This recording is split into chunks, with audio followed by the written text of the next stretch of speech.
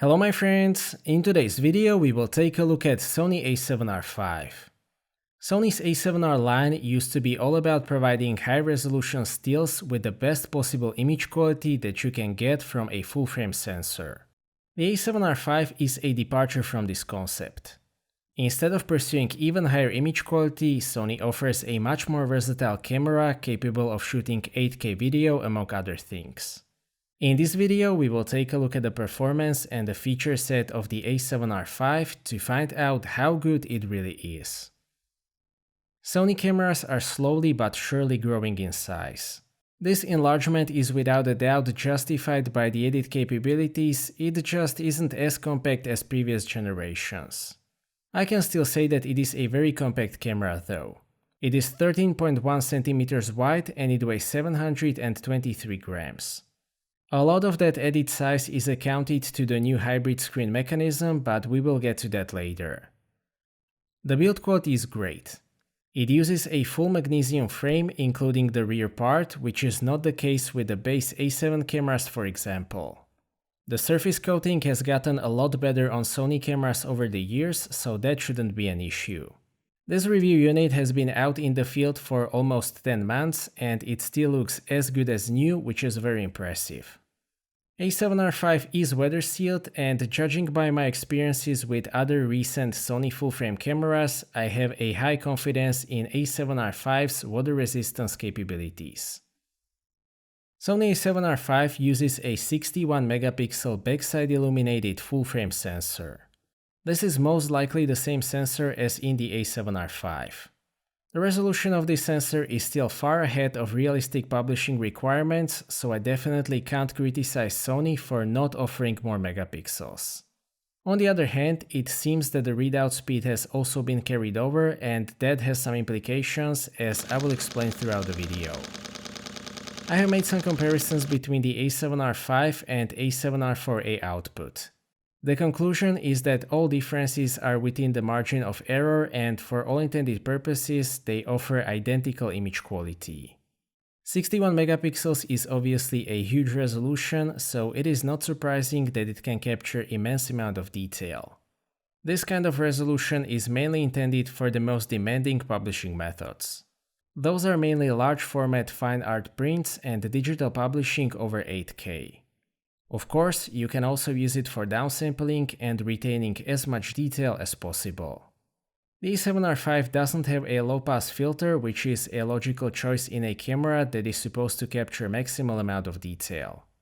The extra resolution is also useful for cropping and it provides a lot of flexibility for reframing. Cropped APS-C mode still gives you Sony A6700 image quality, so that is definitely a very valid feature of the A7R V. As I've explained in my A7R IV review, bad low-light performance of high-resolution cameras is an old misconception. The signal-to-noise ratio is basically identical to any other Sony full-frame backside illuminated camera after downsampling. ISO 3200 is very clean and perfectly usable. There is some noise at ISO 6400, but it is still usable for majority of publishing platforms. You will definitely see some noise at 12800, but it is okay for online publishing. ISO 25600 is an emergency option. The noise is clearly visible, but just like with other Sony full-frame sensors, it can get the colors right. The same applies to dynamic range. When we compare downsampled images, it will be again very similar to modern Sony BSI full-frame sensors and therefore outstanding. I generally don't think that the dynamic range will limit your printing or publishing options in the vast majority of situations. Even in very challenging light conditions, it will give you a lot of flexibility for playing with shadows and recovering highlights. I'm also very happy with the colors. As always, Sony aims for maximal accuracy and that is what you will get. The colors are not overly warm or vibrant. It is a very good starting point for RAW development. If 61 megapixels is not enough for you, the A7R V offers 16-shot pixel shift mode with 240 megapixel resolution and immense amount of detail. There is also a very interesting 4-shot mode which gives you 61 megapixels, but it bypasses the deburring process, which greatly increases the image quality. Unfortunately, it only works with tripod and you will have to use proprietary software to stitch the images in your computer. The overall image quality is exceptional. The A7R5 offers incredible resolution without compromising in other areas. This is still a very future-proof output. It can shoot up to 10 frames per second with autofocus continuous and compressed RAWs. That drops to 7 frames per second with compressed 12-bit RAWs. I wouldn't say that it is a bad value considering the resolution, but it isn't particularly impressive either. The buffer capacity is very impressive though. The buffer can store up to 583 compressed RAWs, which is an incredible number. That often makes more difference than pure continuous shooting speed, so I can say that the A7R5 can be a very capable camera for various types of fast action. The A7R5 uses two hybrid slots that can take SD or CF Express Type A cards. That is great as the CF Express cards significantly speed up the buffer clearing, but using V90 SD cards is actually completely fine for most use cases. And that brings us to the autofocus. I will say right away that it is excellent.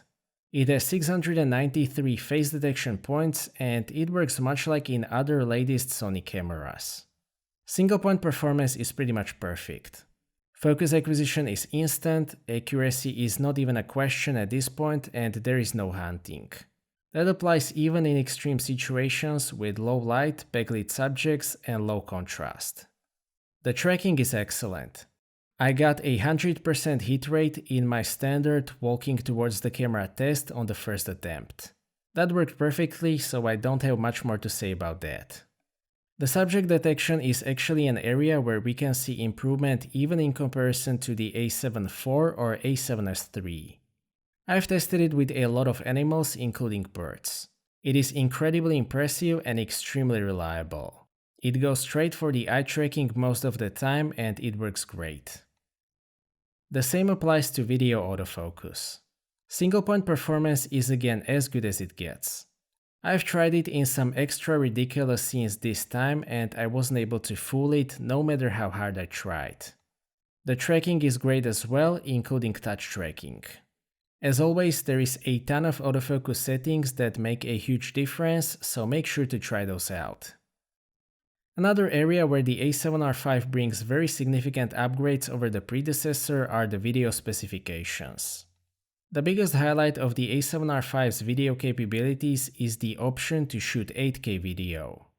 It can do so up to 30 frames per second with 1.24x crop. The image quality is a real deal. The amount of detail that it captures is fantastic. I don't have an 8K display, but when I zoom in, it looks great. I am a big fan of 8K, it is great for cropping and reframing or just impressing people with the image quality, so I appreciate that it is available. No crop would be better of course, but 1.24x is still larger than APS-H, so not that terrible. A limiting factor may be the rolling shutter, which is rather significant in 8K, especially at longer focal lengths, and it might be beyond what the rolling shutter repair effect can fix. A7R5 shoots 4K video up to 30p with no crop. It uses a combination of downsampling and pixel binning to do so. Sony has done a great job in that regard. In comparison to A7 IV's fully downsampled 7K to 4K, it is very difficult to spot any differences. That means that the 4K video quality from the A7R5 is excellent. It captures plenty of detail with that typical rich full-frame look. The rolling shutter in 4K is similar to what you will get on 24 megapixel hybrid cameras, so it is completely fine for all-round use. It can shoot 4K up to 10-bit 422 in 140 megabits per second. This codec is very efficient and it provides great file size to captured information ratio. All of the picture styles, including S-Log3, are available.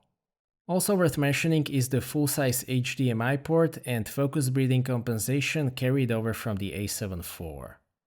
Overall, Sony A7R V is a very capable video camera and a huge upgrade over the A7R IV. This is at the very least fully capable hybrid camera, which wasn't really the case with the A7R IV. Continuing with the upgrades, let's take a look at the in-body image stabilization. As you might know, Sony claims 8 stops of in-body image stabilization with the A7R V. That is definitely among the best IBIS systems that I've tested. A huge strength of this system are static shots. Sony has actually always been pretty good at this, but now it is excellent. It is super stable even above 70mm. The walking performance is in a completely different league than with the previous Sony cameras.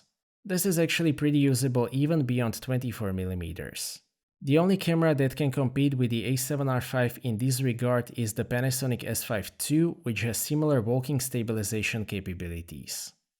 Dual stabilization with optically stabilized lenses is just pure greatness. Even 200mm handheld shots are completely fine. I guess that this puts another E-mount size mid to sleep. The in-body image stabilization in the A7R V is excellent and a huge upgrade over any previous Sony E-mount camera. I have actually tested one IBIS system that is even better, but that is in a camera that hasn't even been rumored yet. The handling is identical to the A7 IV and I am very happy about that. The A7R V has quite a large and deep grip. It is well shaped and the feedback from users is generally positive, which includes myself. I didn't mind previous Sony grips, but this one is the best in my opinion. The buttons are nicely raised. That makes a big difference in the winter as it makes handling with gloves much easier. The placement of the buttons and dials is similar to the A7R IV, which is a good thing in my opinion. There are 3 changes though. The first one is the location of the video button, but that can be relocated back to the C1. The second change is that the former exposure compensation dial is now programmable and you can use it for various functions. The third and the most important positive change is that the stills and video mode switch has been carried over from the A7 IV as well. The A7R V obviously uses Sony's touch-based menu system, which is in my opinion one of the best, if not the best on the market. It uses relatively small items, which makes it easier to navigate the menu, but at the same time less convenient for touch controls. That is obviously a compromise. I think that this menu is very well organized, but the A7R V is a very complex camera, which means that there is a ton of options in the menu. You will probably have to spend some time exploring all of these options. A novelty is the new home screen of sorts, but to be honest, I don't use it at all because the function menu is a more convenient option for me personally. Overall, I am happy with both the hardware and software side of the handling. The display also contributes to the user experience. The A7R V uses 2.36 million dot 3.2-inch display. This is the best display that is currently being used on cameras. It is extremely detailed, more than sufficiently bright, and those extra 0.2 inches are also noticeable. Well, it is a great screen, I don't have much more to say about that. The screen mechanism is hybrid, so it offers both rotation and tilting. This mechanism is much smaller than similar systems on other cameras, so I approve of this decision.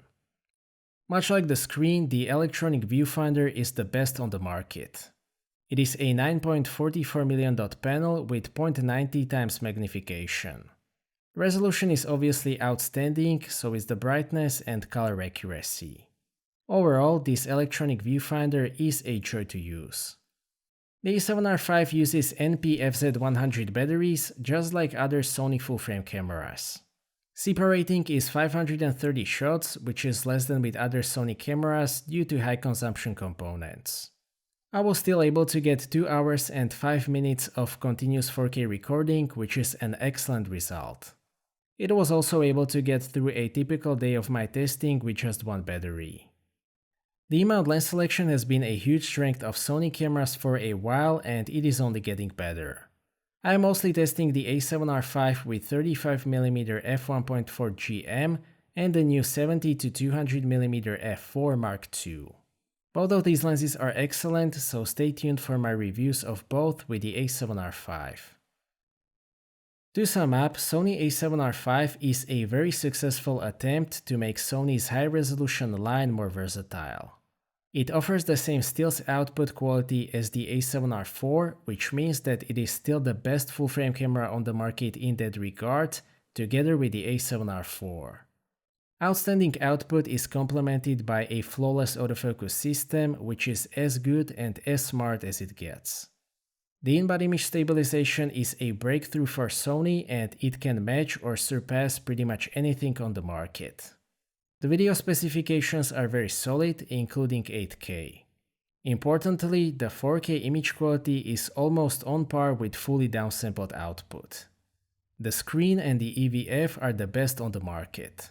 The build quality and the handling are very good as well. Probably the only thing that stops the A7R V from being a master of all trades is the sensor readout speed.